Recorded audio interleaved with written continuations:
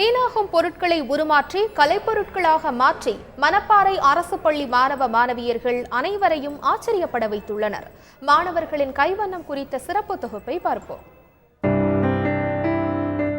வெறுங்கை என்பது மூடத்தனம், விரல்கள் 10 மூலதனம் என்ற தன்னம்பிக்கை மிகுந்த வாசகத்திற்கு சிறந்த உதாரணம் மணப்பாறையை அடுத்த மலையடிப்பட்டி அரசு நடுநிலைப் பள்ளி மாணவர்கள்தான்.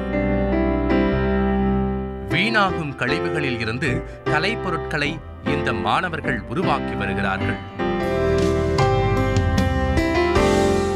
சாப்பீஸில் சங்கிலி, தலைவர்களின் உருவங்கள், கோபுரங்கள் போன்றவைகளை வடிவமைத்து அசத்துகின்றனர். சாப்பீஸ்லேயே நல்லா பெரிய செயினாக செய்வேன், அதை ஃபுல்லாக உடைக்காமல் நல்லா பண்ணுவேன். அது மாதிரி சோப்பில் ஒரு மனுஷன் உருவம் செய்வேன். சயின்ஸ் எக்ஸாம் கலந்துக்கிட்டு சொட்டு பாசம் எப்படி பண்ணுறதுன்னு நான் சொல்லி தந்தேன்.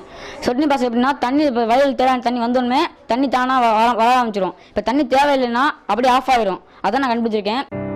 காகித பூவாகும் பிளாஸ்டிக் பை, தண்ணீர் ஜாடியாகும் சுரைக்காய் கூடு, கொட்டாங்குச்சியில் பேனா பென்சில் வைக்கும் ஸ்டாண்ட் என பல பொருட்கள் உருவாக்கப்படுகின்றன. அத்துடன் களிமண்ணில் குதிரை, யானை உள்ளிட்ட பல்வேறு உருவங்களை குறைந்த நேரத்தில் வேகமாக செய்யும் மாணவர்களின் திறன் ஆச்சரியத்தை ஏற்படுத்தியுள்ளது. காசு போட்டு வாங்காமல் பள்ளி வளாகத்தில் இருக்க வதியை எடுத்து நாங்கள் சிலை செய்கிறோம். நாங்கள் களிமண்ணில் நிறையா சிலை செய்கிறதுக்கு ட்ரை பண்ணியிருக்கோம். இப்போ நீங்கள் எந்த வடிவத்தை எந்த சிலை கொடுத்தாலும் அப்போ நான் செஞ்சிருவேன். எல்லாம் சேர்ந்து செய்வோம். நானும் செய்வேன் தனியாக. சுற்றுச்சூழலை பாதிக்கும் கழிவுப் பொருட்களை உருமாற்றம் செய்து வீட்டை அலங்கரிக்கும் கலை பொருட்களாக மாற்றிய அரசு நடுநிலைப் பள்ளி மாணவர்களின் சாதனை ஆசிரியர்களை மட்டுமல்ல அனைவரையும் பிரமிப்பில் ஆழ்த்தியுள்ளது.